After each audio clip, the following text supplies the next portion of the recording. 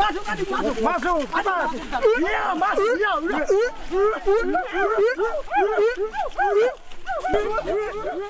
Kayu besi rawa sepanjang 17 meter ini disiapkan untuk membuat salib.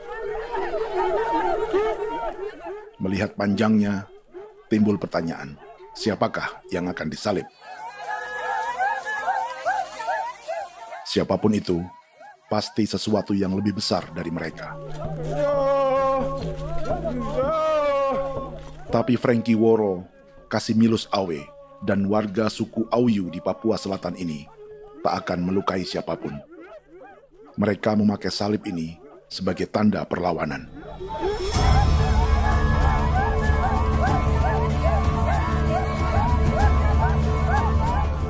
Yang mereka lawan memang lebih besar,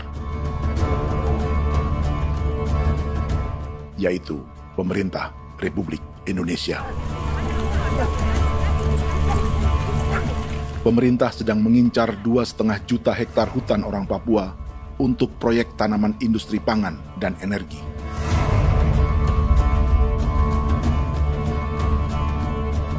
Ratusan kilometer dari salib orang-orang Auyu itu, orang Muyu sedang menyiapkan gerakannya sendiri.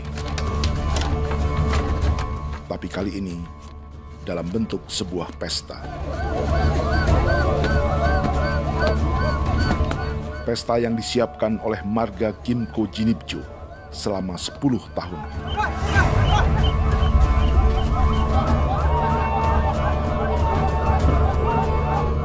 Sosok di marga ini adalah Willem Kimco, orang asli Papua yang tak punya kartu identitas kewarganegaraan manapun.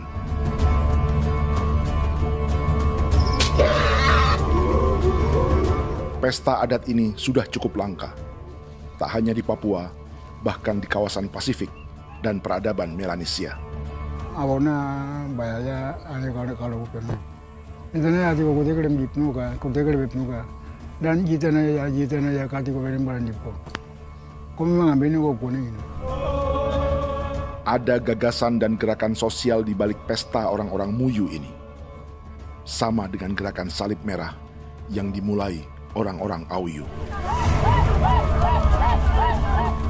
Salib ini akan menjadi yang terbesar dari 1.800 salib merah yang telah ditancapkan berbagai suku di Papua Selatan dalam 10 tahun terakhir. Ribuan salib merah yang dipadukan dengan palang adat adalah tanda larangan yang menyatukan unsur-unsur adat dan agama. Kami percaya bahwa kalau memang kami sudah tidak mampu untuk menyelesaikan persoalan ini, dalam hal ini perusahaan tidak bisa masuk, berarti kami minta bantuan kepada nenek moyang dan Tuhan. Atribut perang orang Auyu ini diukir atau dilukis, digambar di batang salib ini dengan tujuan bahwa kami larang dengan sangat keras. Jadi apabila siapapun baik dari antara kita sendiri yang melanggar batas ataupun pihak lain yang mengganggu keselamatan hak tanah adat kami, maka kami siap untuk melakukan ancaman perang. Salib-salib ini tidak ditancapkan di halaman-halaman gereja, melainkan di tanah dan hutan adat, di dusun-dusun sagu, dan di tempat-tempat yang disakralkan. Sebab 1.800 palang adat dan salib ini memang bukan semata tentang agama, tapi untuk mencegah negara dan perusahaan memasuki tanah dan hutan adat mereka. Papua bukan negara kosong.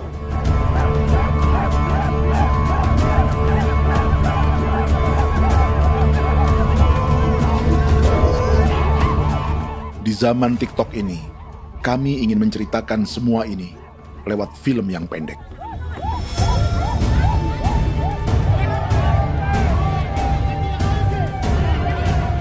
Tapi kami jelas gagal.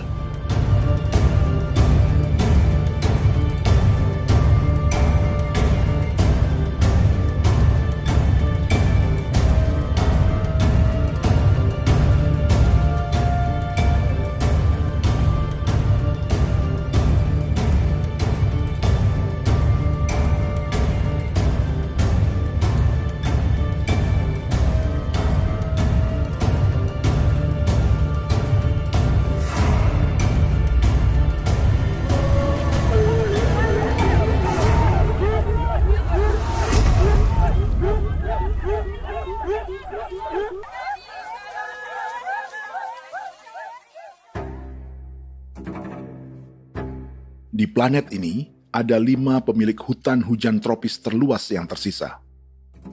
Kongo di Afrika, Brazil, Peru, Bolivia, dan Indonesia.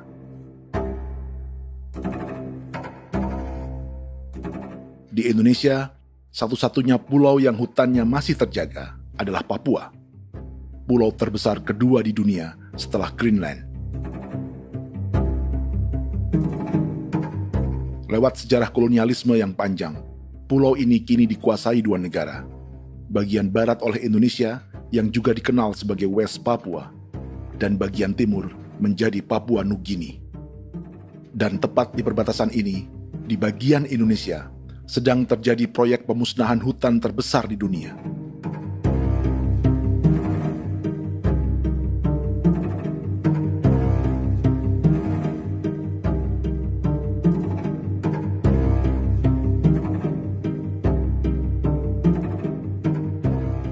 Pemerintah Indonesia sedang membuka lebih dari 2,5 juta hektar hutan untuk sawit, tebu, padi, dan peternakan. Ini disebut proyek strategis nasional untuk lumbung pangan dan energi yang jadi ambisi 3 presiden. Bagian terbesar direncanakan untuk mencetak sawah seluas 1,3 juta hektar. Lalu bagian lain akan ditanami tebu seluas 560.000 hektar untuk gula dan bioetanol. Setiap liter bensin di Indonesia akan dicampur bioetanol 10% atau E10. Ada 10 perusahaan di proyek ini, dan semuanya dimiliki oleh 1 keluarga saja.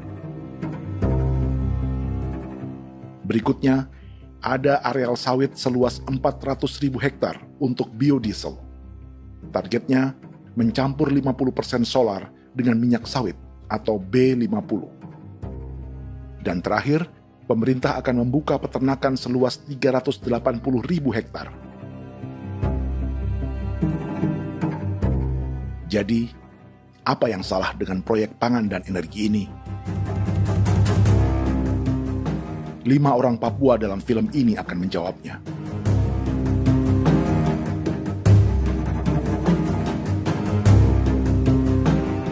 Yang pertama adalah Yasinta Moiwen dari suku Marin.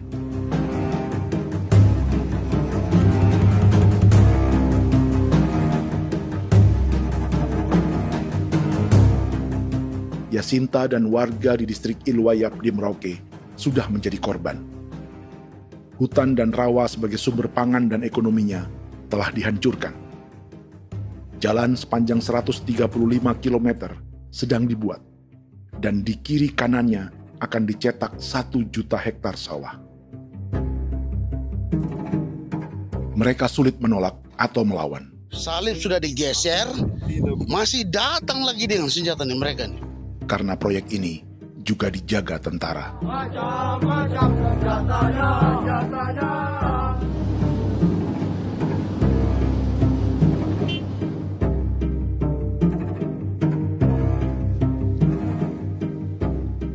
Yang kedua adalah Natalis Buer di distrik Tanah Miring, Merauke. Petani milenial ini merasa ditelantarkan. Sebab setelah hutannya diubah menjadi sawah, sebagian sawah-sawah ini tak tergarap. Orang asli Papua seperti Natalis tak punya modal untuk benih, pupuk, perawatan, hingga ongkos panen.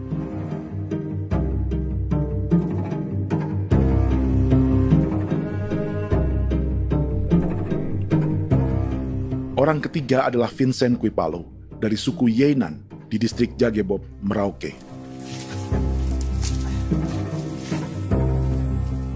Vincent dan suku Ye sedang menjadi korban. Hutan adat orang-orang Ye sedang dihancurkan untuk perkebunan tebu dan bioetanol. Tanah mereka juga diincar untuk markas-markas militer, pasukan yang akan menjaga proyek pangan dan energi ini.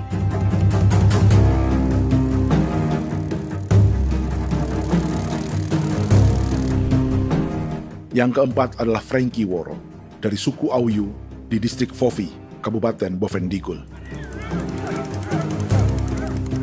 Hutan dan tanah mereka terancam perluasan perkebunan sawit untuk campuran biodiesel atau B50.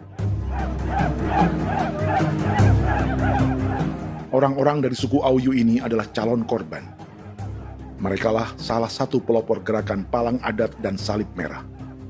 Meski kadang berseberangan dengan gereja yang mereka anggap lebih mendukung pemerintah dan perusahaan. Mereka bahkan sedang merencanakan gerakan yang lebih besar, dengan salib yang lebih besar. Tanah milik Somu Sobisiba itu bahwa tanah ini diciptakan oleh Tuhan dan memberikan warisan kepada kami. Kami ini hanya hak jaga.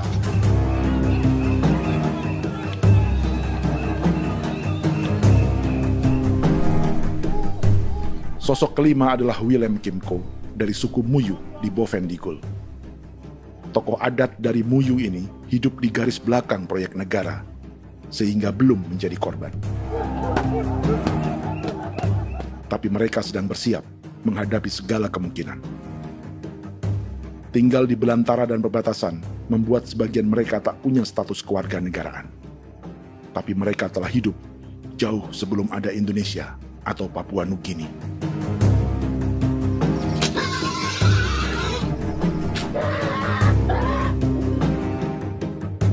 Kelimanya mewakili jutaan orang asli Papua yang sedang terancam eksistensinya.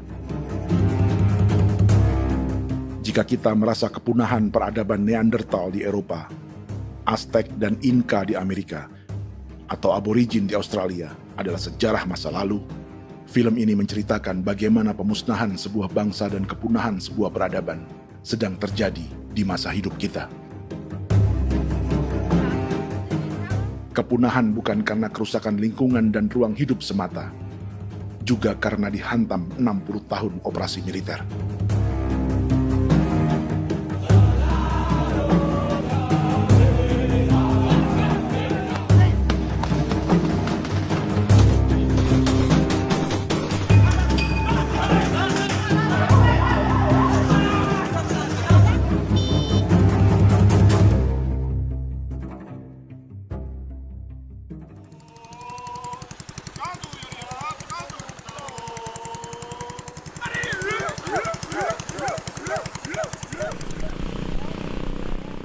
Frankie Woro dan orang-orang Auyu sedang berburu. Tapi lokasi perburuan mereka mulai dikuasai perusahaan perkebunan sawit.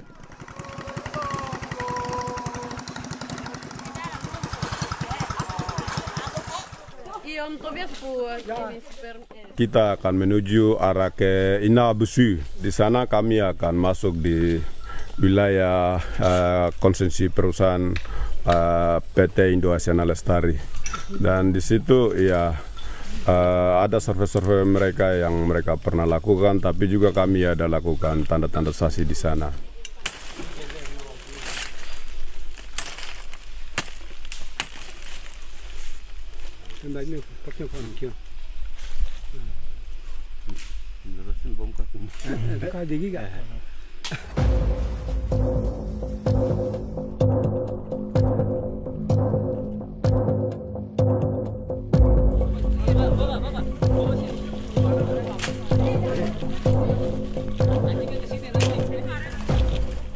Dapat dengan yang induknya, tapi karena induknya dia lari dan terlambat kerja, akhirnya yang bisa kita dapat dia punya anak ini saja.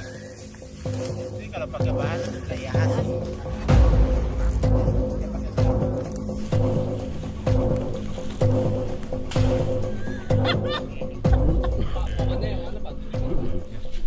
Pohon ini pohon bitanggur, dia punya kayu ini kita biasa gunakan untuk kerja perahu, dan juga kulit depu getanya itu kita pakai untuk kerja ini, panah-panah ini lem, jadikan lem ini, panah-panah. Hutan ini adalah supermarket bagi suku Auyu. Juga lumbung pangan atau bank untuk menyimpan deposito kekayaan alam. Hutan juga tempat yang penuh dengan sejarah suku, situs budaya, dan tempat-tempat sakral. Inilah yang sedang mereka pertahankan dari incaran pemerintah dan perusahaan. Untuk semua alasan ini, mereka menancapkan ribuan salib merah.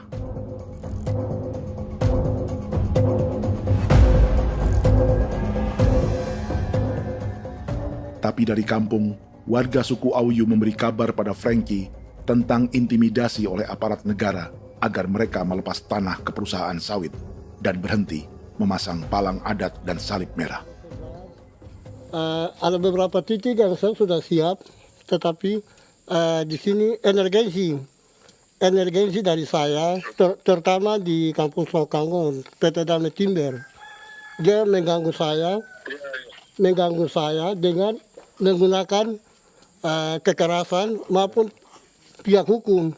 Dan kemarin saya ada pernyataan penolakan secara resmi, tapi masih tetap dengan menggunakan pihak hukum untuk masuk, untuk harus dituntut saya untuk harus diterima perusahaan itu. Kita di situ ada 15 marga, tetapi 15 marga juga tidak setuju. Marga-marga siapa yang terima dan marga-marga mana saja yang menolak. Nanti kita lihat dari pertimbangan itu, dan di situ dan kita undang mereka untuk bicara dengan kami. Sebagai sosok yang aktif dalam gerakan, warga Auyu terus memberi informasi lapangan kepada Frankie yang tak selalu berada di kampungnya. Izin pernyataan yang mereka paksa saya untuk tanda tangan itu, tapi sementara saya tidak tanda tangan. Data semua ada di tangan saya. Ya. Baik, kalau gitu itu lebih bagus karena tanda tangan itu yang berbahaya. Iya. Tanda tangan itu yang lebih berbahaya karena sekarang ini modern dan canggih, dan itu yang mereka biasa pakai untuk tipu muslihat. Mereka biasa pakai itu di tanda tangan itu. Betul.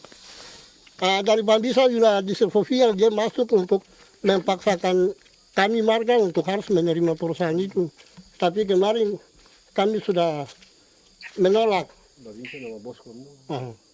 Babinsa di sini nama Bosco. Itu yang sekarang strategi militer yang sekarang mereka pakai. Jadi yang penting masyarakat itu yang benar-benar mau menolak siap dukung ketua marga siapa yang nanti tampil. Ini adalah peta konsesi sawit untuk biodiesel dalam proyek strategis nasional.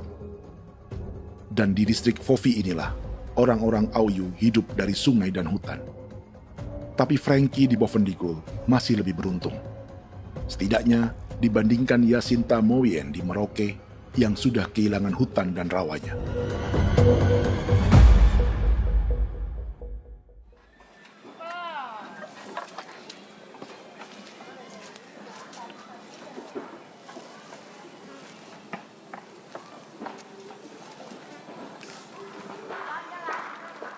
Yasinta dari suku Marin adalah petani sayur di Kampung Wanam, distrik Ilwayap, Merauke. Memanfaatkan lahan yang ada, ia berkebun dan menjual hasilnya ke pasar kampung. Ini ekonomi warga di Wanam untuk menghasilkan uang, lalu memberi barang kebutuhan yang tak bisa mereka produksi sendiri. Tapi kehidupan sebenarnya ditopang oleh ekosistem hutan dan rawa. Inilah sumber pangan utama dan peradaban mereka.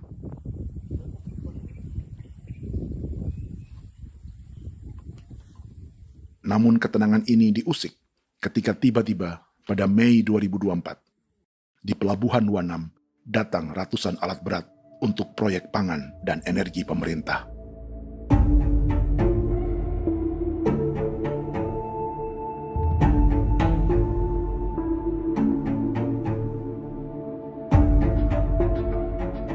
Kami masyarakat setempat kami tidak tahu. Kami kaget pagi-pagi kapal sudah ada di pelabuhan kami.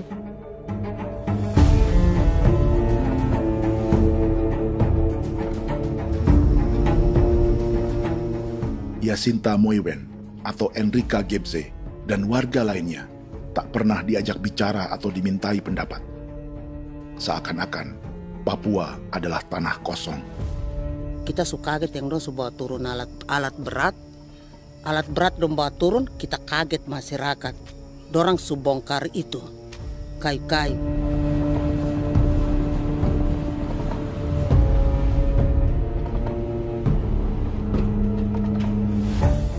Bersamaan dengan alat-alat berat itu, juga berdatangan tentara Indonesia untuk mengawal proyek pembukaan hutan milik Jacinta.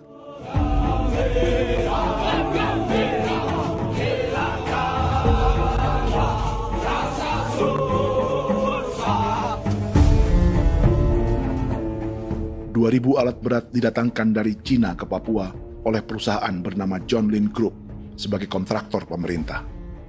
Ini disebut sebagai pesanan eskavator terbesar di dunia dengan nilai 4 triliun rupiah. Misinya membuka hutan dan rawa milik orang Marin, salah satunya untuk membangun jalan sepanjang 135 km. Sementara di kiri kanannya akan dicetak sawah yang ditargetkan seluas 1,3 juta hektar. Jalan berupa garis lurus ini bukan rute tradisional ekonomi masyarakat. Jalan ini akan menghubungkan kawasan perkebunan sawit dan tebu di sebelah timur, juga untuk mobilisasi pasukan militer. John Lin Group adalah perusahaan yang dimiliki Andi Samsudin Arsyad atau yang dikenal dengan Haji Isam. Sebagian orang mengenalnya sebagai pengusaha yang hobi balapan mobil.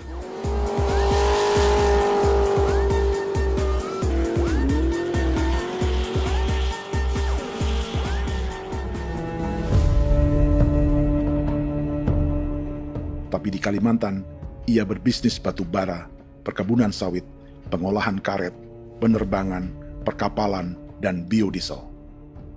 John Lin Group kini juga menjadi pemilik perkebunan tebu dan pabrik gula terbesar di Indonesia.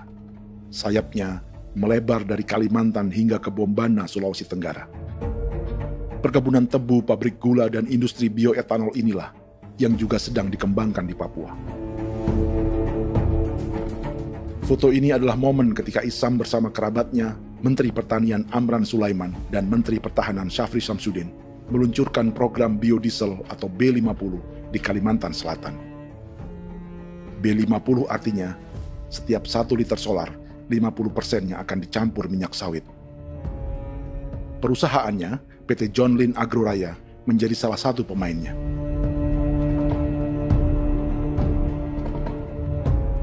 Sepanjang tahun 2025, saham PT John Lin Agroraya pernah naik hingga 700%.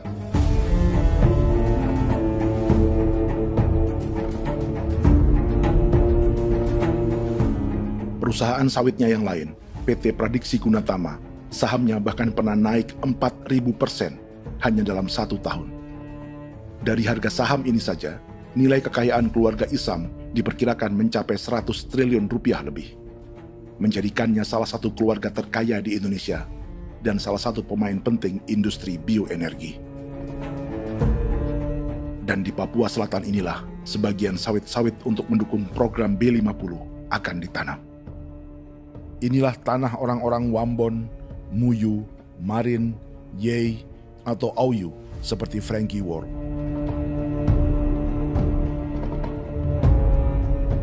Haji Isam pernah menjadi tim kampanye nasional Presiden Joko Widodo dalam pemilu 2019 saat melawan Prabowo.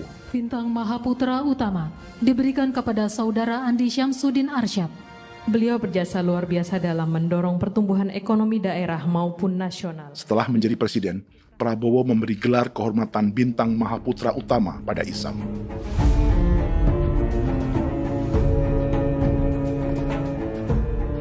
Sejumlah menteri Prabowo, juga kerabat dan orang-orang yang pernah bekerja di perusahaan Isam.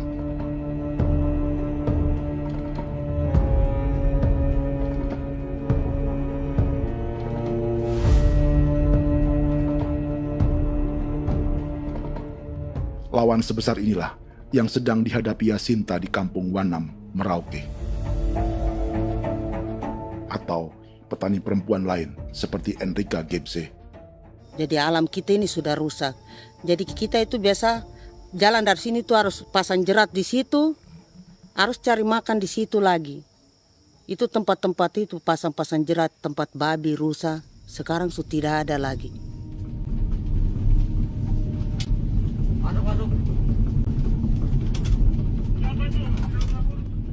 Rekaman ini memberi gambaran bagaimana Kasuari kehilangan rumah di bekas hutan dan rawa yang telah dibabat.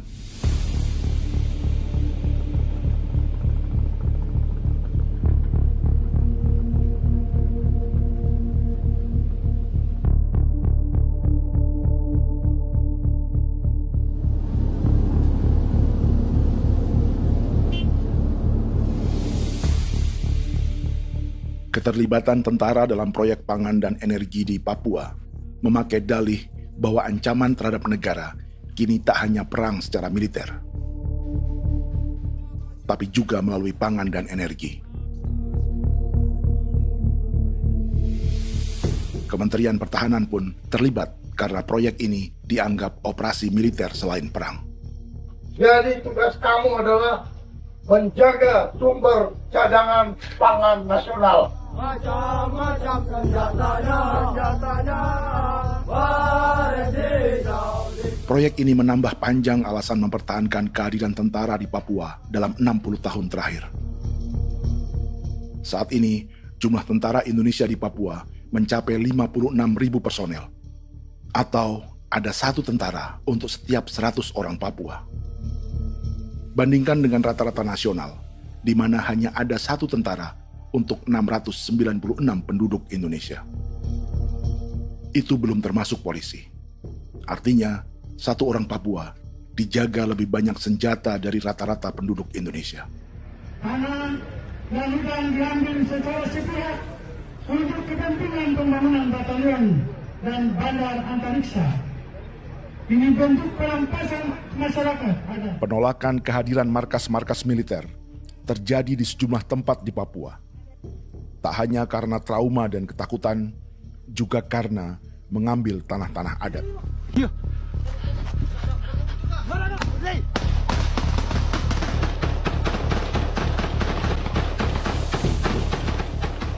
Salah satu alasan mengapa militer terus ditambah di Papua, karena masih ada perlawanan dari Organisasi Papua Merdeka atau OPM selama 50 tahun terakhir. Ayo. Tapi kekuatan militer OPM diperkirakan hanya 1.430 personel dan 360 pucuk senjata. Selebihnya, mereka menggunakan senjata tradisional.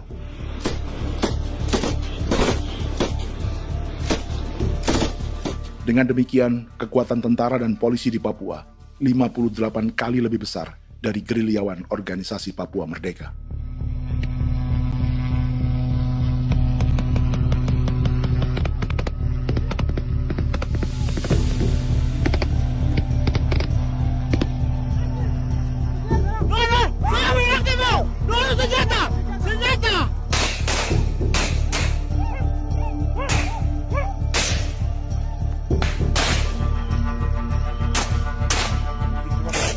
Sebagian tentara berada di garis depan pertempuran, tapi sebagian besar lainnya terlibat operasi non-tempur menjaga proyek pemerintah dan investor swasta.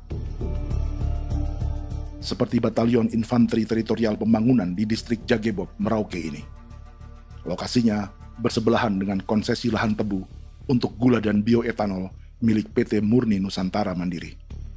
Baik perusahaan maupun markas militer, keduanya mengambil hutan milik suku Ye dari marga Kuipalo.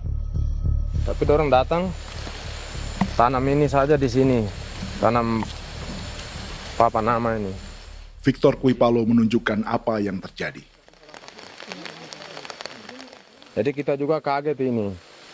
Nah, kalau ini papan nama ini memang ini papan nama ditanam tapi bukan haknya mereka yang ini. Ini hak kami di sini, hak dusun kami, marga Kuipalo yang punya hak dusun ini. Setelah memasang patok, alat berat mulai bekerja untuk membangun markas militer di tanah orang Ye.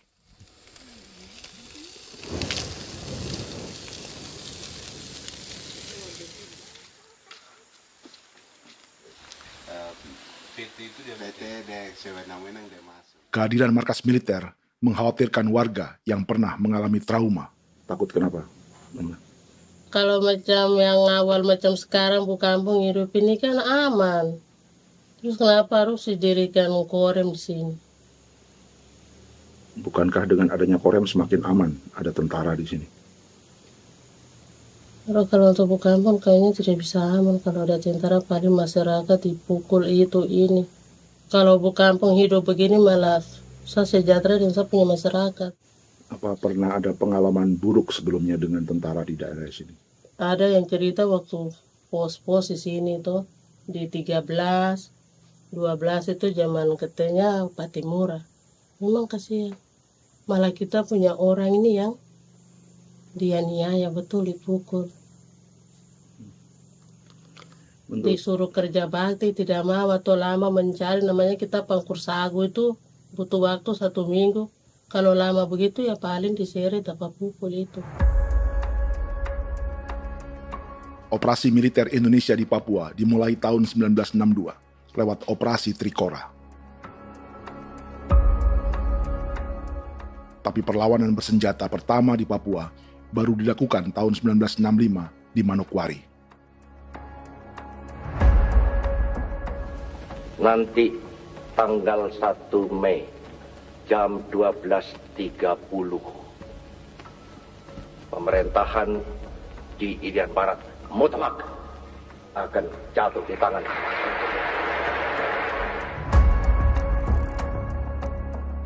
Sejak itu, selama 60 tahun, operasi militer untuk menaklukkan Papua terus dilakukan. Salah satu operasi militer paling berdarah adalah Operasi Wibawa untuk memenangkan Indonesia dalam jajak pendapat tahun 1969. 643 orang tewas di Paniai. Lalu disusul 4.146 korban tewas antara tahun 1977 hingga 1978.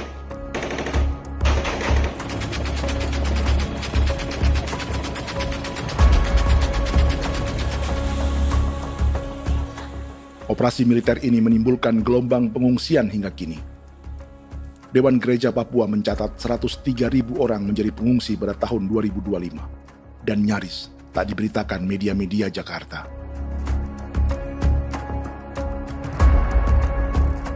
Jumlah pengungsi terbesar tercatat di Nduga yang mencapai 20.000 jiwa. Banyak di antaranya yang sedang hamil, seperti Jubiana, salah satu pengungsi Nduga.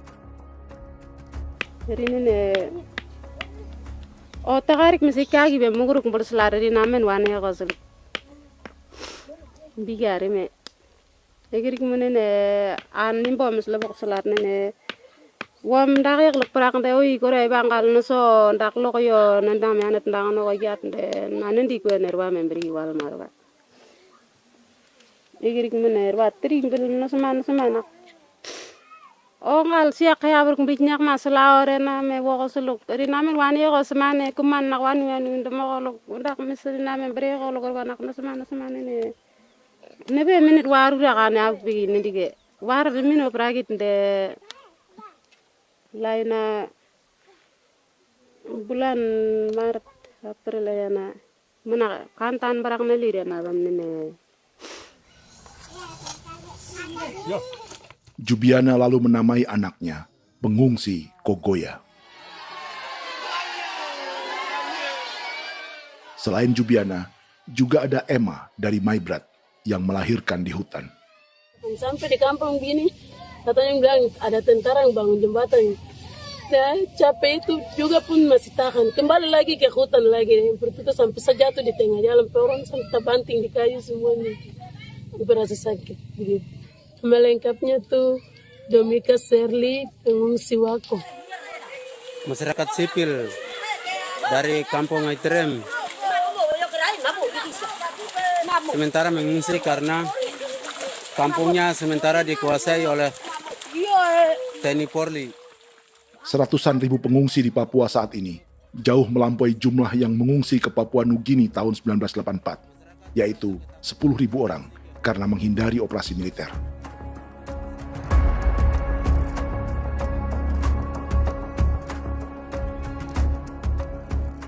Bersamaan dengan operasi militer, eksploitasi sumber daya alam Papua juga dilakukan sejak masuknya tambang emas dan tembaga Freeport pada tahun 1967.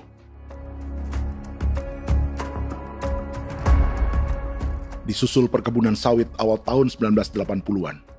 Lalu ada perburuan buaya untuk diambil kulitnya. Sebelumnya, ada eksploitasi gas alam di Teluk Bintuni, pencarian besar-besaran kayu gaharu, atau pembukaan hutan tanaman industri.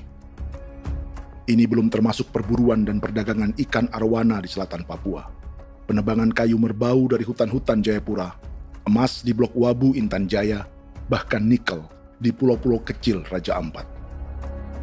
Dan kini, dalam skala yang belum pernah terjadi dalam sejarah, Papua dipaksa mencetak sawah, tebu untuk bioetanol, dan sawit untuk biodiesel.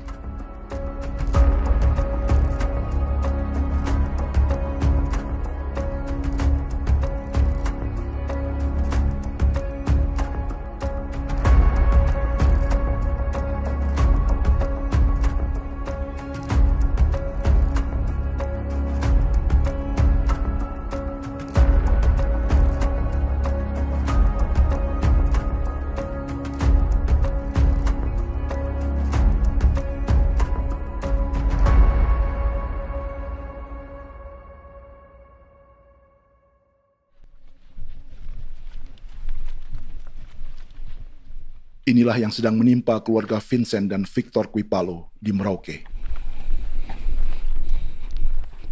Hutan mereka diambil untuk markas militer dan industri perkebunan, PT Murni Nusantara Mandiri.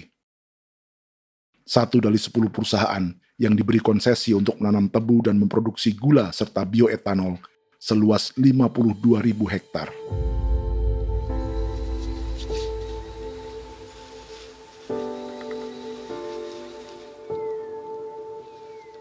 Perusahaan ini dianggap mengambil hutan dan tanah orang-orang Ye, terutama marga Kuipalo, yang memiliki hak adat terhadap 2.300 hektar hutan.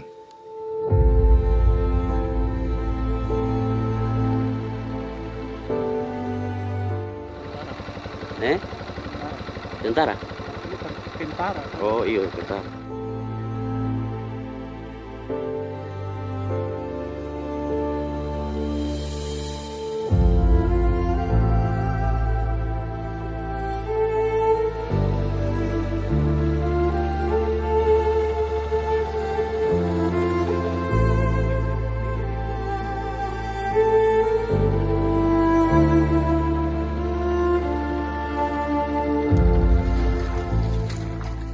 Keluarga Kuipalo sedang melihat apakah perusahaan semakin mengancam tanah mereka.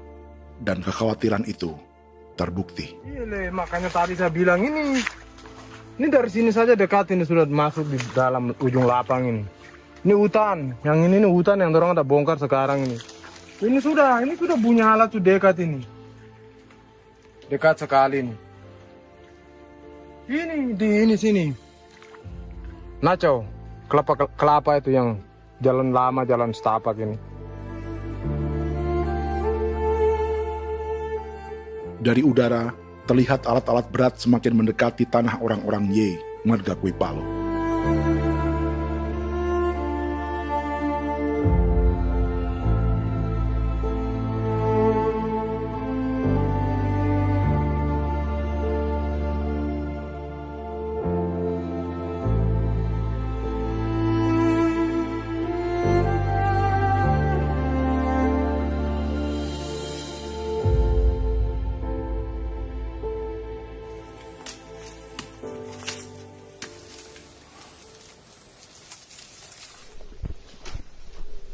Keesokan harinya, Victor dan kerabatnya memberi tanda cat merah di pohon-pohon yang berada di batas tanah mereka.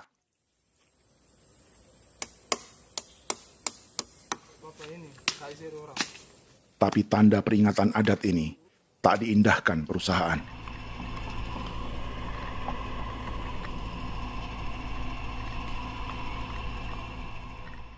Dua bulan kemudian, perusahaan tetap memasuki tanah marga Kuipalo. Sama. Kami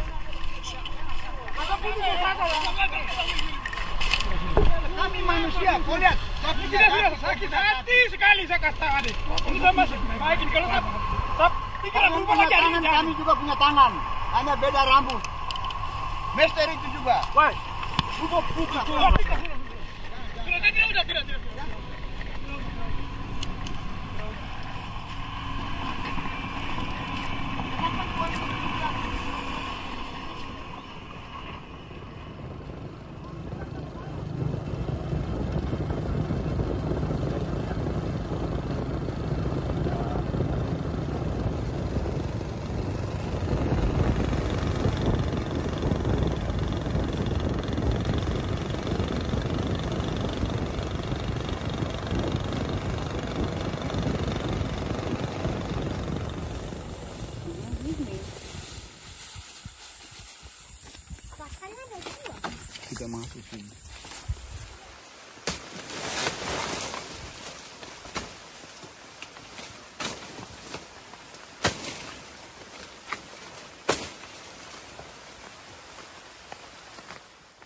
Jadi ya untuk itu seperti saya katakan tadi, apakah lebih baik kita tidak usah ada kah atau bagaimana, kita pisahkan, pisahkah dari negara ini kah? Jangankan tuh, saya kemarin bicara sama Daniel, datang sama saya dengan persoalan Kodam ini. Saya bilang, Pak Daniel, kalau lebih baik saya ngungsi ke Papua Nugini. Dia bilang, aduh Bapak jangan begitu. Ya memang, kalau tidak bisa menghargai kami, lebih baik pilihan yang itu yang saya memilih. Lebih baik saya pindah dari sini. Saya mengungsi ke Papua Nugini, di negara tetangga.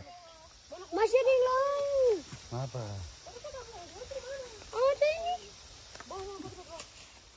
Tapi saya bilang sama Kapolsek, Pak Agustus ini, 17 Agustus saya tidak kasih naik bendera merah putih. Saya bendera ada, nanti saya taruh di meja. Bendera saya ada. Karena saya punya pikiran percuma kita ini merasa bahwa kita hidup di bawah naungan merah putih. Ternyata merah putih tidak lindungi kami. Tidak anggap kami sebagai kami rakyatnya. Dia lambang negara.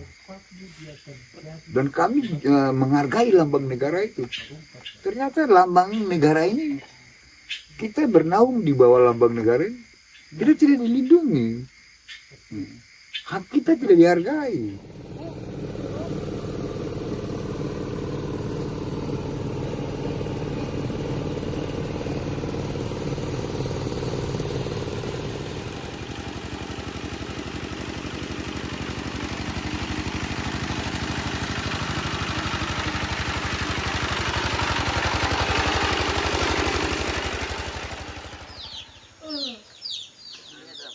Marga Kuipalo dari suku Ye terus mendapat teror dan intimidasi agar melepas tanah mereka yang hanya dihargai Rp300.000 per hektar. Tapi mereka tidak berjualan tanah. Makanya mama itu tidak suka untuk lepas tanah. Untuk apa? Baru di dalam hutan itu ada obat-obat tradisi. Itu sudah Kalau macam ada sayur juga, kita ambil sayur yang dia tumbuh sendiri. Jadi kita ini mau kemana, kalau itu sudah digusur, ya habis. Kita ini jadi penonton. Jangan sampai kita ini duduk minta di jalan. Jadi kita tidak mau seperti itu. Makanya tanah itu kita tidak melepas. Tapi mungkin orang lain tuh dia senang saja. Lebih baik saya pegang uang merah dulu. Saya bisa beli-beli itu ini. Nanti datang uang sudah habis, gembel. Mau cari kemana lagi, hutan sudah habis. Mau makan ikan di mana, kali sudah hancur. Seperti Yasinta di Wanam, suara dan gerakan kaum perempuan Papua sangat nyaring dan tak bisa diabaikan. Saya sebagai perempuan tolak untuk perusahaan masuk di sini. Karena kalau saya terima anak-anak saya mau dikemanakan, mau tinggal di mana. Apapun yang terjadi saya tetap tolak. Demi tanah ini saya akan berjuang, demi saya punya anak-anak. Yang katanya mengutamakan anak Papua, nyatanya yang kerja kebanyakan ya orang-orang Jawa. Dan sendiri orang Jawa, tapi bukan mau bicara yang tidak-tidak. Memang kenyataannya seperti orang-orang Papua itu diterbelakangkan, kurang diutamakan. Itu.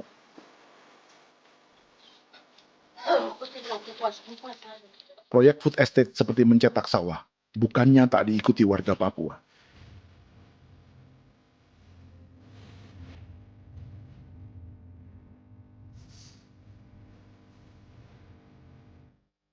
Salah satunya Natalis Buer di distrik Tanah Miring, Merauke.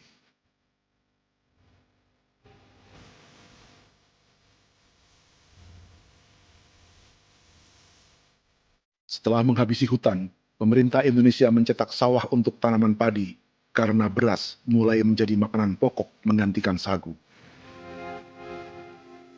Sebagian besar penggarapnya adalah warga transmigran yang datang sejak era 1980-an. Bahkan petani transmigran sudah ada sejak Belanda membuka proyek padi kumbe di distrik Kurik. Lokasi yang sering jadi langganan pejabat Indonesia memamerkan sawah di Papua. Tapi Natalis juga ingin belajar menanam padi atau bersawah. Namun ia kesulitan karena dibutuhkan modal untuk benih, pupuk, hingga pemeliharaan dan panen. Lalu sawah-sawah ini pun mulai dikuasai pendatang.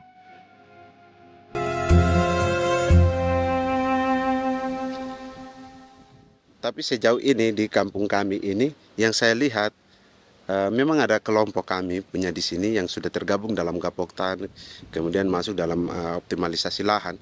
Tapi baru saya anak asli yang punya lahan di sini. Mereka tidak punya.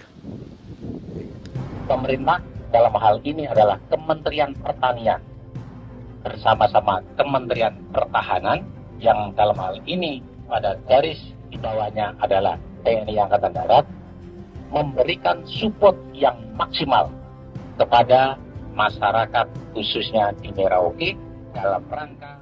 Saya kemarin habis 9 juta. 9 juta ya? Iya, 9 juta karena dia sudah tidak dipakai toh. Ya.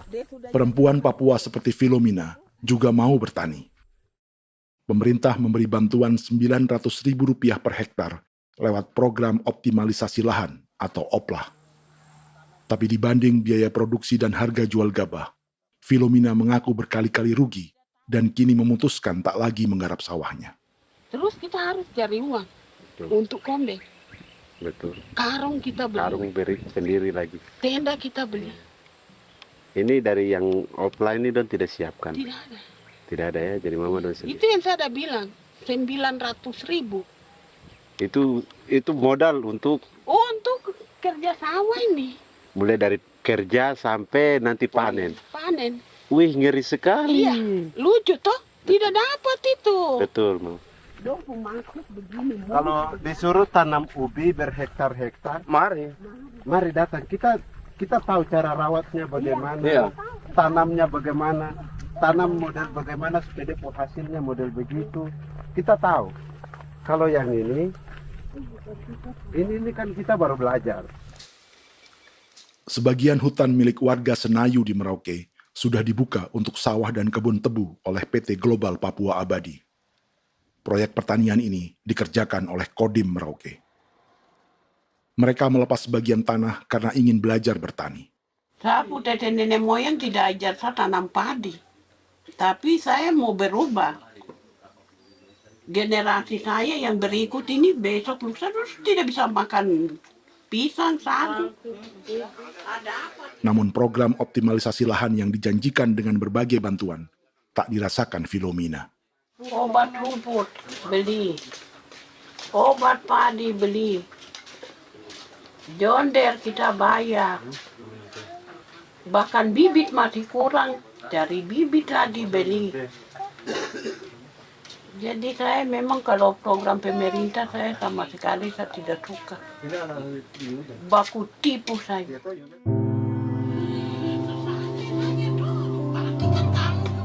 Mereka merasa ditinggalkan sendiri, jatuh bangun belajar bertani padi. Sementara sumber pangan dan air yang semula mudah didapat, kini telah berganti sawah dan kebun tebu. Dulu kita masih bisa jalan, nanti masak di kali, pakai air kali. Minum pakai air kali. Sekarang, kok mau masak? Tidak ada air. Air sudah susu, mau minum tidak bisa. Sudah dengan obat. Drone semprot tebu itu saja drone. Drone yang semprot. Saya lihat di itu. Jadi kita bukan drone yang terbang di atas untuk disemprot. Iya, ada semprot obat. Dong lempar pupuk di bawah ya dia mengalir ke kali. Mengalir ke kali, ke rawa-rawa.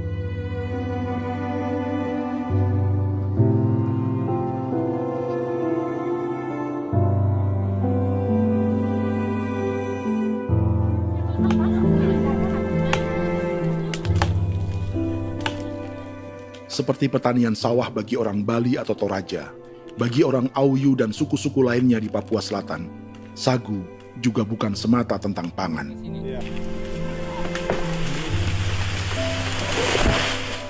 Bagi orang Auyu dan Marin, sagu adalah kerabat, sosok orang tua, sosok nenek moyang yang harus dijaga dan dilindungi. Lagi bikin apa mama ini mama? Pakai toko itu sagu.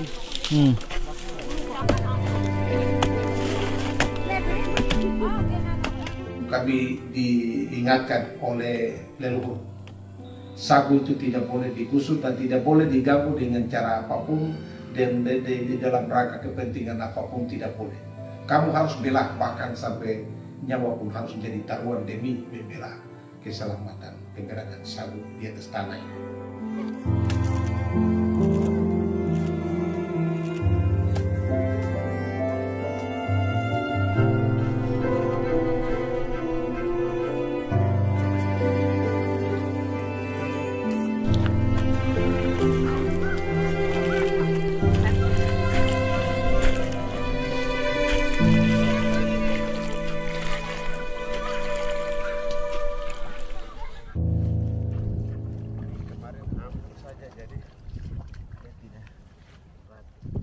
Menurut Natalis, pemerintah di Jakarta mendefinisikan lumbung pangan semata urusan beras dan mencetak sawah.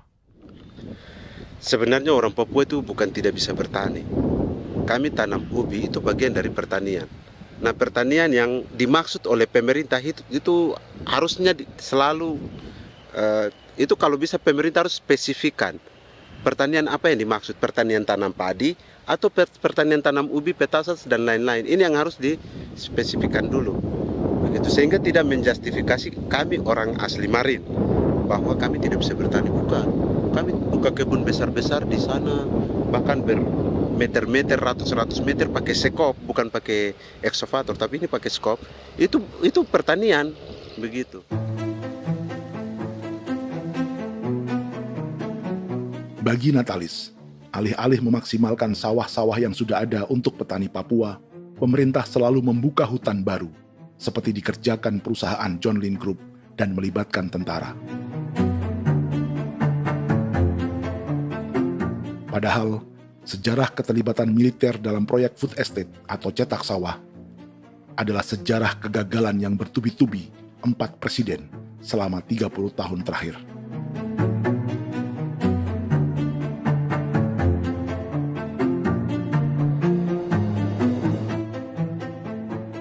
Papua bukan yang pertama menjadi proyek lumbung pangan yang melibatkan tentara.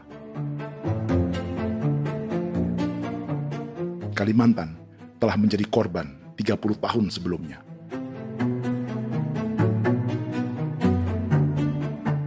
Ini adalah bekas hutan yang sudah dibuka di Pulang Pisau, Kalimantan Tengah.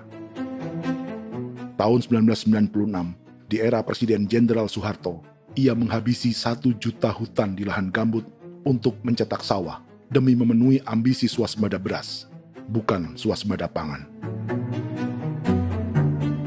Hutan tropis Kalimantan dihabisi dalam skala yang belum pernah terjadi dalam sejarah. Di bawah rezim militeristik, tak ada yang berani melawan keinginan Soeharto, termasuk orang Dayak seperti Kuneng. Nggak bisa dihalangi itu. Nggak boleh dihalangi. Ya kalau ada kata-kata aja menghalangi, sudah kita diseret ke kepolisian dulu. Atau bisa langsung di PKI-kan. Iya, di PKI-kan gitulah. Jadi kita tuh nggak berani apa-apa dulu tuh. Ya. Apa maunya aja. Misal bilangnya A. Setahun setelah pengundulan hutan skala besar itu, tahun 1997, untuk pertama kalinya Kalimantan mengalami kebakaran lahan dan kabut asap terbesar dalam sejarah.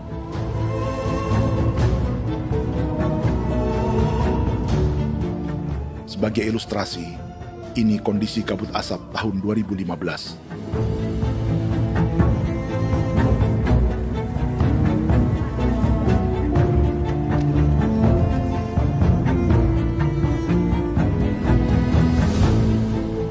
Proyek 1 juta hektar sawah Jenderal Soeharto itu gagal. Bendungan dan saluran irigasi mangkrak hingga kini. Mei 1998, rezim Soeharto tumbang. 2 tahun setelah ia menumbangkan jutaan hektar pohon di Kalimantan. Setiap tahun, lokasi ini menyumbang kebakaran dan kabut asap yang merugikan jutaan orang. Sawah yang berhasil di Kalimantan justru bukan sawah yang dibangun Jenderal Soeharto, melainkan yang dirintis para transmigran sejak era 1980-an. Sawah-sawah inilah yang ikut digarap oleh militer di era Presiden Joko Widodo. Dan hasil dari proyek food estate Presiden Jokowi itu sama sekali jong nih, nggak ada harapan lagi sudah seperti ini. Tapi Jokowi terus memperluas area food estate hingga 16.000 hektar. Presiden Jokowi juga menyerahkan urusan lumbung pangan ini kepada Prabowo yang saat itu menjadi Menteri Pertahanan. Salah satunya di Kabupaten Gunung Mas, Kalimantan Tengah, untuk membuka perkebunan singkong seluas 31.000 hektar. Food Estate Singkong Jenderal Prabowo ini dimulai dengan membuka 600 hektar hutan di Tawai Baru. Proyek singkong untuk bioetanol ini pun dijaga tentara. Dan seperti Jenderal Soeharto, proyek Jenderal Prabowo ini pun gagal.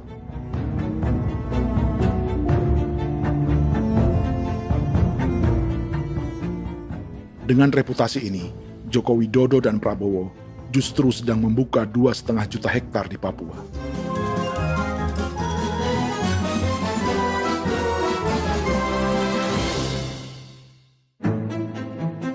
Setelah Jenderal Soeharto, Presiden Jenderal Susilo Bambang Yudhoyono juga mencoba membuka food estate di Papua sejak tahun 2010.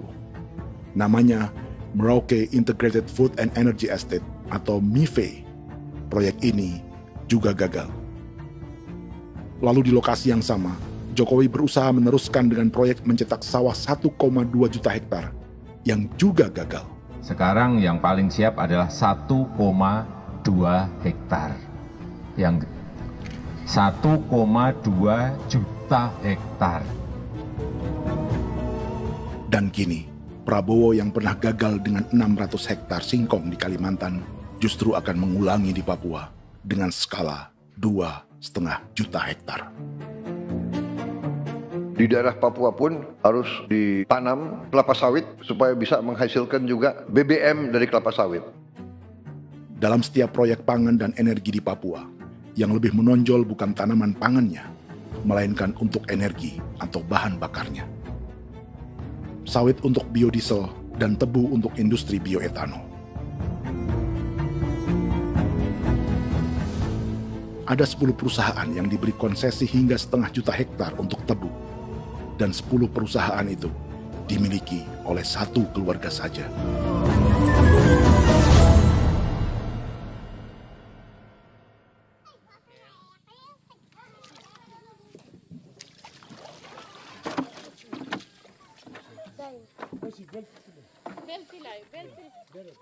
Para perempuan Auyu di Bovendigul akan berangkat memancing. Priska Beni membantu menyiapkan perahu.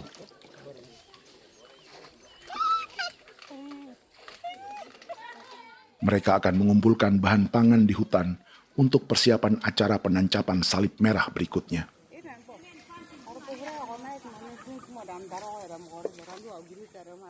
Priska sudah mengambil posisi memancing.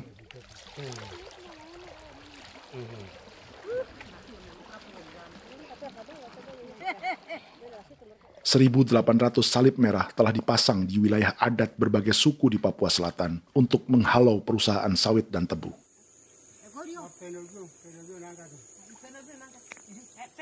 Maria Tebung yang paling muda datang membawa hasil. 2 ekor ikan gastor alias gabus toraja. Sebagai generasi Z, pendidikannya sampai sekolah dasar. Di perusahaan perkebunan seperti sawit atau tebu, ijazah SD hanya bisa menjadi buruh kasar. Tapi ia tak tertarik. Karena kita hidup itu dari alam, kita pancing, juga di darat, bawa anjing, terus bikin pagar sagu, dapat babi, bawa baru kita makan. Jadi kita tidak mau perusahaan masuk. Sementara Priska Beni masih mencari peruntungan. Tapi baginya, menjadi nelayan di Sungai Fofi masih lebih baik daripada bekerja 9 tahun di perkebunan sawit. Sudah pengalaman, jadi kita tidak mau lagi. Seberapa lama ketika kerja itu? Selama di sana. 9 tahun di sana. 9 tahun? Saya baru pulang dari perusahaan. Selama 9 tahun kerja di sawit, bisa punya rumah kah? Atau tidak. Motor kah? Tidak. Johnson kah? Tidak. Cuma makan saja. Pendapatan juga kan tidak lebih. Habis dimakan.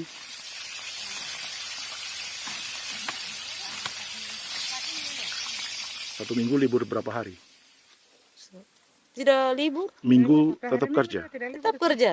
Tidak bisa ke gereja? Hari Minggu kerja. Hari Minggu juga kerja. Jadi dia tidak mengenal agama perusahaan itu. Di grup perusahaan sawit Korindo, Priska digaji 2 juta rupiah per bulan dan tinggal di mes karyawan. Tapi gaji itu dipotong bahan makanan atau BAMA rata-rata 1 juta rupiah setiap bulan.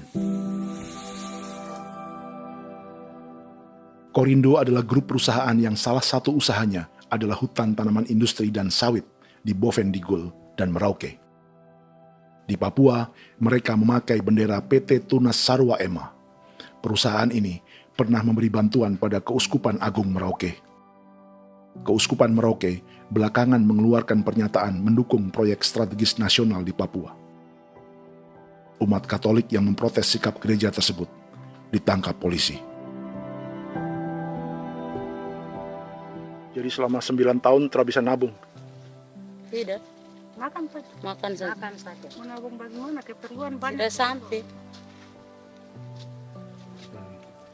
Habis di anak-anak uang sekolah. Uang 1 juta itu mana sampai. Mau nabung juga tidak cukup. Sudah pengalaman, jadi kalau di sini perusahaan mau masuk tidak. Tidak.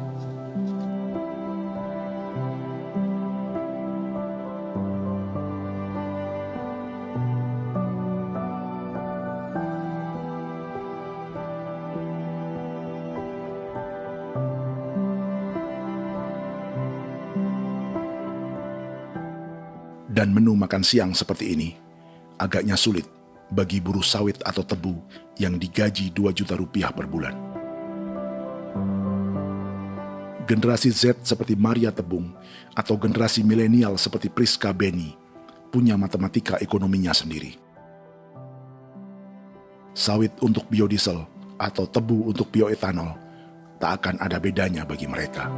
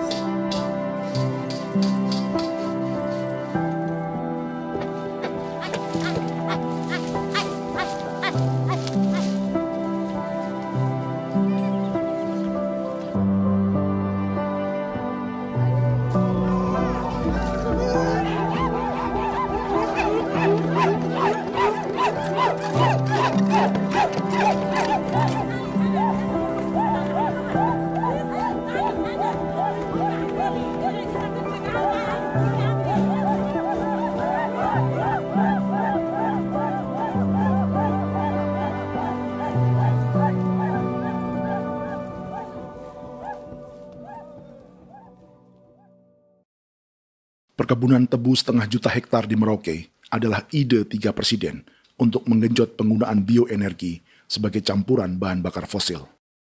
Selain swasembada pangan, swasembada energi di daerah Papua pun harus ditanam kelapa sawit supaya bisa menghasilkan juga BBM dari kelapa sawit. Juga tebu menghasilkan etanol. Singkong, kasava juga untuk menghasilkan etanol. Bioetanol adalah bahan bakar nabati atau tumbuhan yang dapat dicampur dengan bensin. Sama dengan program biodiesel yang mencampur solar dengan minyak sawit. Pertamina saat ini sudah menjual BBM bioetanol dengan campuran 5% yang dipasarkan dengan merek Pertamax Green 95. Tapi pemerintah ingin menaikkan kadarnya menjadi 10% atau E10. Maka ke depan kita akan mendorong untuk ada E10. Kemarin malam sudah kami rapat dengan Bapak Presiden. Bapak Presiden sudah menyetujui untuk direncanakan mandatori 10% etanol. Idenya untuk mengurangi ketergantungan pada bahan bakar fosil yang diimpor dan menimbulkan polusi.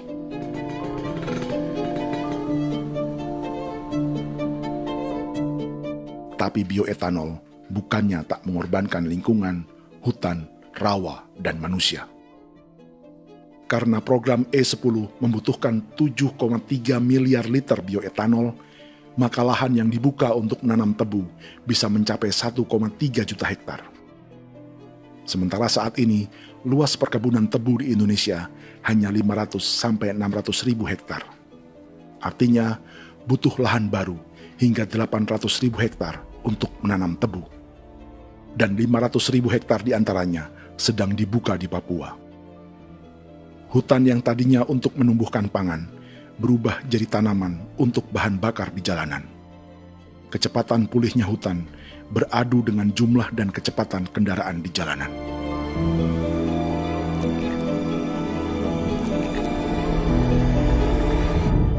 Dahaga terhadap energi tak pernah bisa dipuaskan.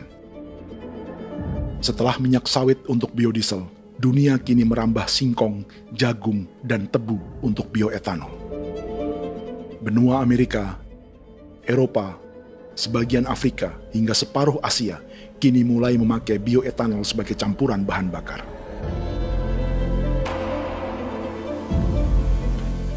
Selain perebutan lahan, masa depan dunia juga dibayangi semakin mahalnya harga pangan karena persaingan antara perut manusia dengan tangki kendaraan.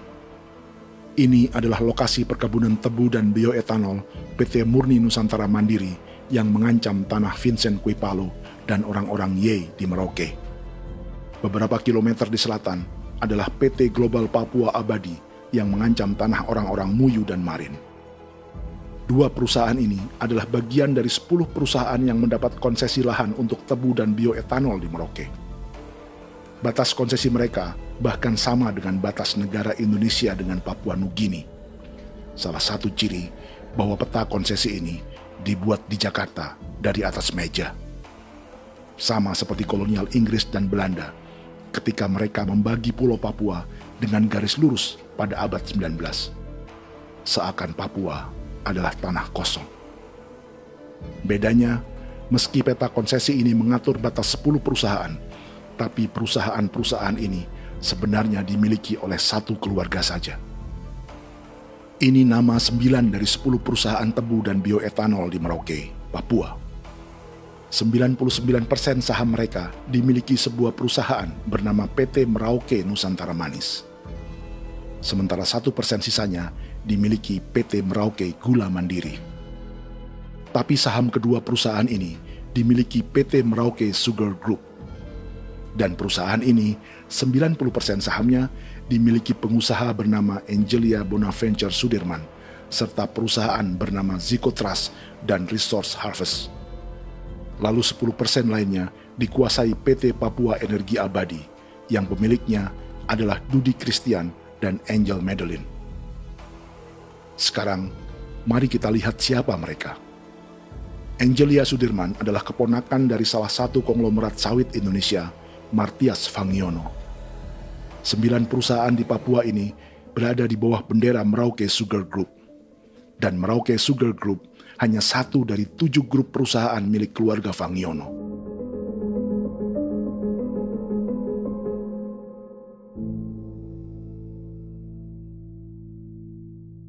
Ini Martias Fangiono. Seperti Haji Isam, Martias selama ini dikenal sebagai pengusaha sawit yang kini merambah bisnis tebu dan bioetanol.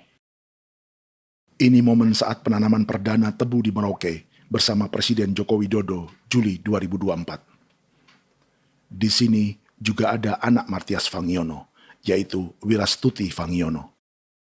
Wirastuti adalah salah satu yang menonjol dari keluarga Fangiono. Tahun 2025, Forbes mencatatnya sebagai konglomerat termuda dengan kekayaan 23 triliun rupiah yang mengendalikan 2 grup usaha, FAP Agri dan Surya Dumai Industri. Keduanya adalah perusahaan sawit dan biodiesel. Anak dan bapak ini adalah investor utama bagi Jokowi dan Prabowo untuk proyek tebu dan bioetanol di Papua. Sementara yang ini adalah mertua Sitorus, pemilik raksasa agribisnis dunia, Wilmar International, yang juga memegang konsesi sawit di Papua lewat berbagai perusahaan. Tapi mertua kini memakai bendera baru, yaitu KPN Corporation atau Karunia Prima Nastari. KPN inilah yang memiliki kelindan bisnis dengan keluarga Fangiono untuk proyek tebu Merauke. Apalagi grup Wilmar yang didirikannya juga pemain gula utama di Australia. Tahun 2010, Wilmar membeli 100% saham perusahaan gula terbesar Australia, Sucrogin. Akuisisi senilai 1,5 miliar dolar Amerika ini langsung menjadikan Wilmar pemain tebu terbesar kelima dunia. Sebagian bibit tebu yang ditanam di Merauke adalah varietas yang dikembangkan Lembaga Riset Gula Australia atau Sugar Research Australia. Sugar Research Australia lalu menjalin kontrak pengembangan bibit dengan PT Global Papua Abadi milik Fangiono. Tapi masalahnya, Sugar Research Australia adalah badan publik yang tugasnya memajukan petani tebu dan sebagian dananya berasal dari pajak warga Australia. Itu artinya, warga Australia membiayai pengembangan bibit tebu untuk investor dan pemerintah Indonesia. Dokumen ini menunjukkan bahwa lembaga yang dibiayai warga Australia itu pernah memiliki kontrak penyediaan bibit dengan PT Global Papua Abadi milik keluarga Fangiono. Kontrak itu baru berakhir pada November 2024. Artinya, saat Presiden Jokowi dan keluarga Fangiono menanam bibit tebu pada Juli 2024 ini, kontrak itu masih berlaku. Nama lain dalam keluarga ini adalah Siliandra Fangiono, yang pada tahun 2024 dijuluki Raja Sawit Termuda dengan kekayaan 39 triliun rupiah dalam catatan Forbes. Ia mengendalikan grup First Resources. Secara umum, keluarga Fangiono memiliki 20 perusahaan di Sumatera, 32 perusahaan di Kalimantan, 1 di Jakarta, 2 di Singapura, dan 25 perusahaan di Papua. Di Papua, perusahaannya tersebar dari Sorong, Mapi, hingga Merauke. Para politikus dan pejabat Indonesia terus membesarkan konglomerasi, meski Martias Fangiono pernah divonis 1,5 tahun penjara karena kasus pembalakan liar dan kebun sawit ilegal tahun 2007. Sementara tahun 2022, Wilmar terlibat kasus korupsi ekspor minyak sawit dan divonis mengembalikan kerugian negara 11,8 triliun rupiah. Tumpukan uang ini disebut sebagai pembayaran dari grup Wilmar yang diterima secara simbolis oleh Presiden Prabowo pada Juni 2025 lalu. Tapi peran raksasa biodiesel dan bioetanol dunia ini belum akan surut di Indonesia. Bahkan sebaliknya. Sebuah dokumen presentasi bisnis dari Wilmar International Limited pada tahun 2010 ini bisa menjadi petunjuk. Presentasi ini bagian dari proses pembelian 100% saham raksasa tebu Australia, Sucrogin. Dalam presentasi ini, Wilmar mengaku ditawari konsesi lahan 200.000 hektar di Papua, atau dulu disebut Irian Jaya, untuk menanam tebu. Dengan penerbangan hanya 2,5 jam dari kantor Sucrogin di kota Townsville ke Merauke, Wilmar akan mengawinkan bisnis gula dan bioetanolnya menjadi pemain dunia. Dan lokasi yang diincar oleh Wilmar adalah distrik Ilwayap di Merauke, kampung halaman Yasinta Moiwen. Dan persis disinilah, 14 tahun kemudian, ribuan eskavator John Lynn Group milik Haji Isam mulai membuka hutan sebagai kontraktor pemerintah. Presentasi dan gagasan ini dibuat oleh Wilmar pada Juli tahun 2010. Sebulan kemudian, Agustus 2010, pemerintah Presiden Susilo Bambang Yudhoyono meluncurkan proyek Lumbung Pangan dan Energi Merauke atau Merauke Integrated Food and Energy Estate. Targetnya membuka lahan 1 juta hektar dalam 5 klaster yang masing-masing 200.000 hektar. angka yang sama dengan presentasi Wilmar. 5 tahun kemudian, 2015, giliran Presiden Joko Widodo yang mau melanjutkan proyek pangan dan energi 1,2 juta hektar. Menjelang pensiun sebagai presiden, Jokowi kembali menggencarkan proyek ini dan melibatkan Prabowo sebagai Menteri Pertahanan. Jokowi lalu mendukung Prabowo sebagai presiden berpasangan dengan anaknya, Gibran Rakabuming Raka sebagai wakil presiden. Kini, setelah menjadi presiden, giliran Prabowo yang melanjutkan proyek bioetanol dan biodiesel dengan memobilisasi militer dan melibatkan pejabat-pejabat yang juga para elit partai koalisinya.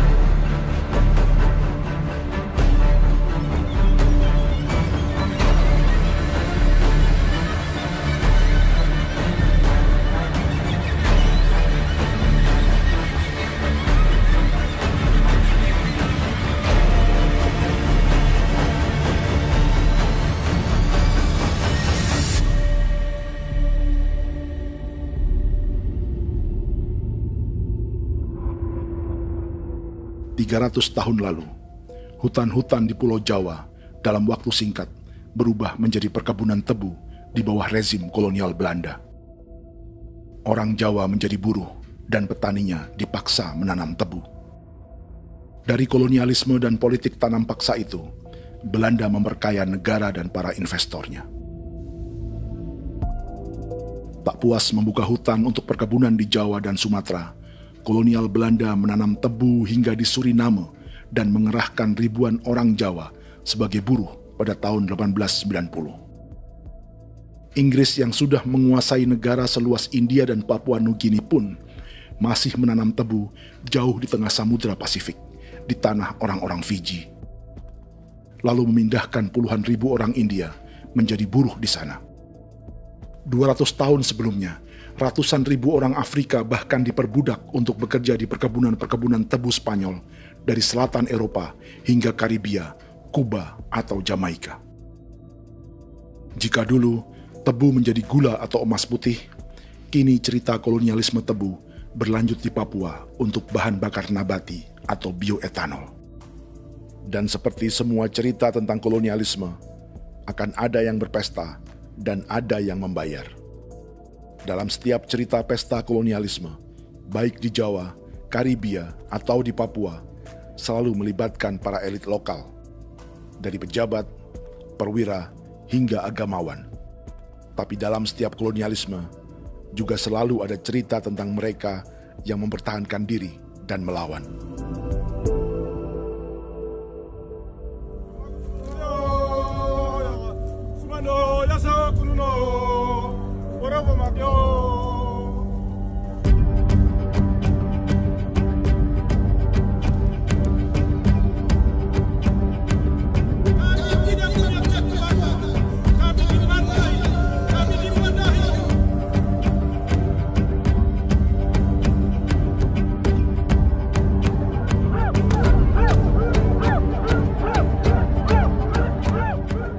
Sejarah Gereja Katolik banyak pemimpin-pemimpin yang adalah tanda petik itu adalah Judas juga. Jadi itu sudah pasti karena itu adalah manusia. Nah, satu sisi sebagai manusia dalam perjalanan digoda, apalagi ada dalam posisi-posisi jabatan ya mungkin banyak tawaran-tawaran lain, lalu disitulah terjadi pergeseran keberpihakannya kepada misi gereja tadi itu untuk umat, untuk mereka yang tertindas. Orang kirim eksavator, orang kirim tentara, orang kirim polisi. Pukul kami bukan pencuri, kami tidak pernah mencuri orang barang. Kami tidak pernah menangis ke orang lain. Kami tidak pernah menangis ke kita bapak mama, kami menangis kepadamu. Tuhan kami lemah. Mesti datang ada begitu. Dia kata begini hijau cikui ya. Orang datang ke bangsa kami, ke wilayah kami untuk kasih habis kami.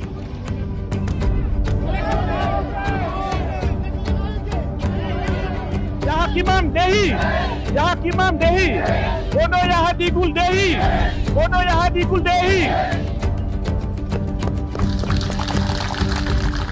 Kita buat sasi seperti begini untuk menolak perusahaan apapun yang masuk di tanah kami. Kalau kita kasih, kita bikin rusak sekarang, kita punya generasi berikutnya mau dapat kemana. Jadi kita nyatakan sikap di sore hari ini, kami tolak. Apa yang dilakukan pemerintah untuk PSN adalah kejahatan. Pemerintah bagian dari kejahatan, aktor perusak dan pembunuh terhadap negara, terhadap alam, hutan, terhadap manusia. Jadi negara jadi aktor pembunuh. Jadi Pilatusnya siapa? Negara, pemerintah Jakarta ini. Tanah Wiu bukan kosong. Masyarakat adat kami jaga. Perusahaan tolak. Biar asal.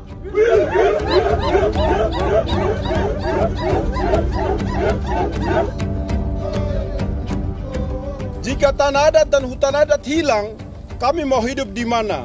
Maka di sini saya mau bilang, negara jangan tipu-tipu kami lagi.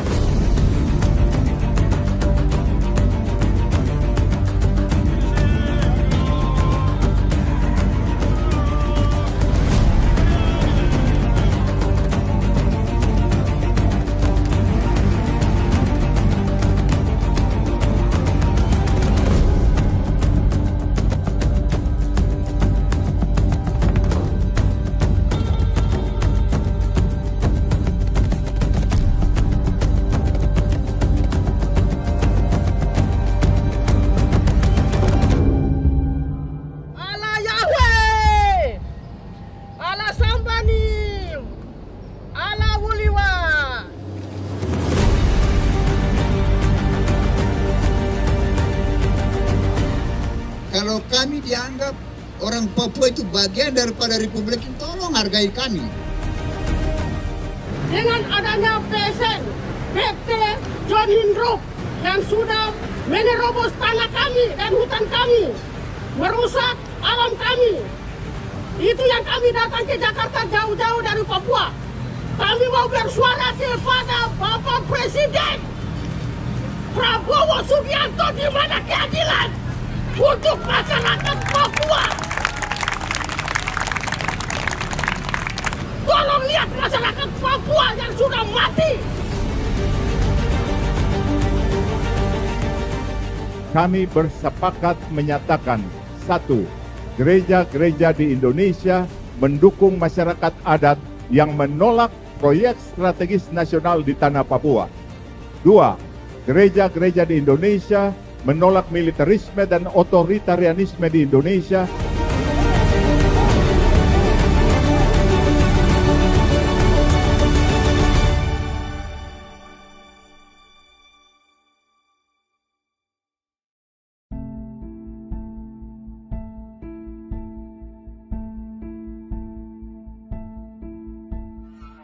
Kita sering merasa banyak hal buruk sudah jadi cerita sejarah.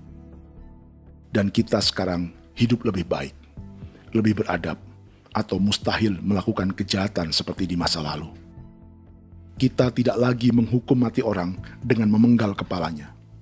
Kita menembaknya atau menyuntik racun agar tertidur dan mati. Tapi ada hal-hal yang tak berubah. Salah satu pembantaian yang kuat di ingatan kita adalah kejahatan Nazi atau genosida di Rwanda. Padahal pembantaian juga sedang terjadi di masa kita, seperti di Gaza, Palestina. Penghancuran sebuah peradaban seperti Indian di Amerika atau aborigin di Australia juga kita anggap masa lalu. Sekarang kita merasa lebih baik dan lebih toleran. Padahal proses penghancuran bahkan pemusnahan yang sama sedang terjadi terhadap bangsa Melanesia di Papua. Begitu juga dengan praktik kolonialisme. Kita merasa penjajahan seperti dilakukan Portugis, Inggris, atau Belanda sudah menjadi sejarah. Dan Indonesia tidak mungkin menjajah. Padahal itulah yang sedang terjadi dan dirasakan di Papua.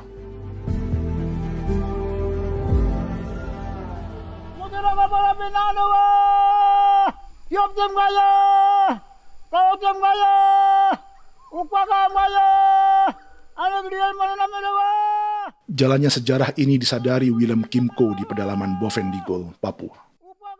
Hidup terpencil dan tak tersentuh urusan negara bukan berarti selalu aman.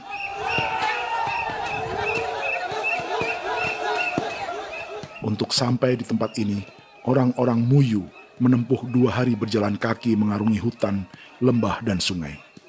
Termasuk mereka yang datang dari perbatasan Papua Nugini. Mereka berkumpul untuk memenuhi undangan pesta adat yang disebut Awon Atatbon atau Pesta Babi. Yang mengundang adalah marga Kimco Jinipjo. Yang dituakan di marga ini adalah Willem Kimco. Ia tak punya kartu tanda penduduk dan kewarganegaraan manapun, baik Indonesia atau Papua Nugini. Tahun 1984, 10.000 orang Papua, terutama suku Muyu, mengungsi ke Papua Nugini untuk menghindari operasi militer Indonesia, termasuk Willem Kimco.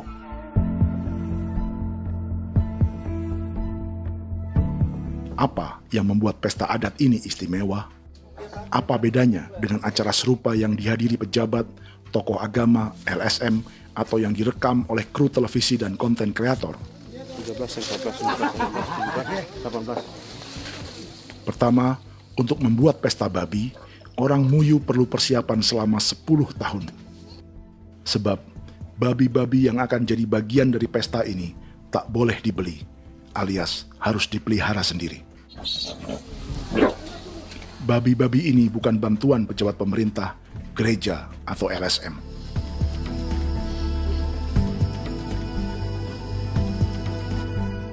Yang kedua, babi-babi ini tidak dipelihara di kandang. Jadi punya nama babi ini kah? Harimau. Harimau? Harimau. Dia kulit dengan ini.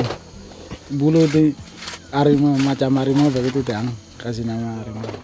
Setelah diberi nama, mereka dilepas liarkan di hutan sejak kecil. 10 tahun kemudian, jika tiba saatnya pesta, para pemburu akan mencari mereka di dalam 479 hektar hutan milik marga Kimco. Suku atau marga lain tak akan mencurinya di hutan, karena mereka sudah punya babi dan wilayah masing-masing. Itu artinya mereka harus tetap menjaga dan mempertahankan hutannya agar babi-babi bisa hidup. Demikian juga dengan lahan pangan mereka, yang menumbuhkan sagu, keladi, atau aneka sayuran.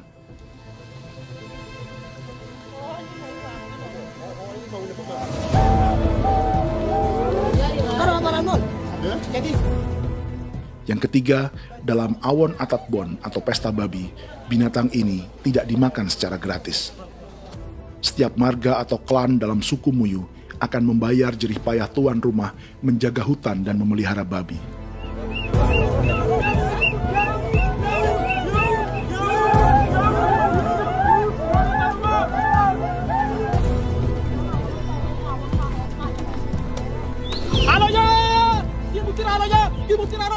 Ini seperti arisan untuk menjaga budaya dan lingkungan. Bagian dari budaya dan ekonomi timbal balik yang ditandai dengan siklus memberi dan menerima.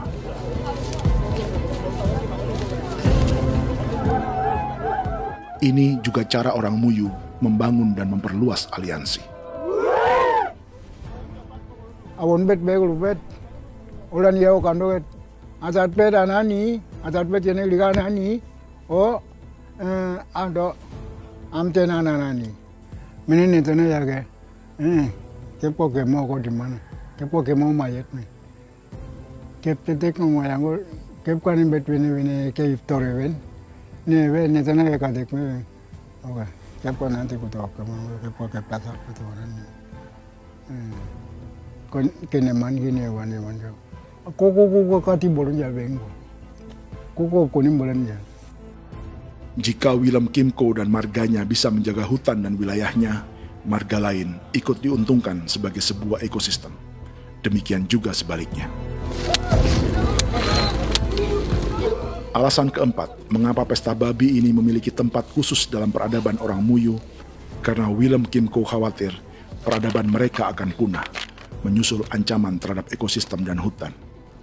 Setiap marga atau klan harus mengkonsolidasi diri dan membangun aliansi.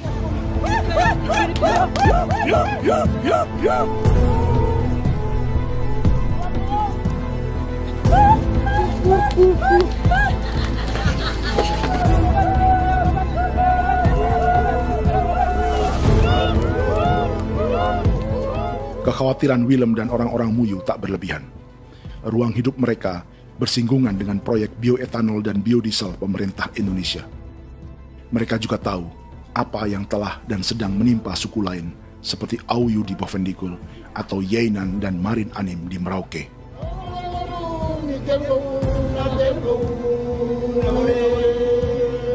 Jika suku-suku lain menggunakan palang adat dan salib merah sebagai gerakan perlawanan, orang-orang Muyu memakai pesta babi untuk mempersiapkan diri dan konsolidasi.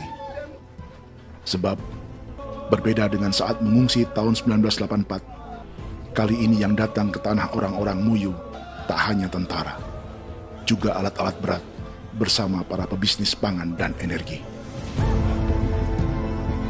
Mau ke Palu, mau datang.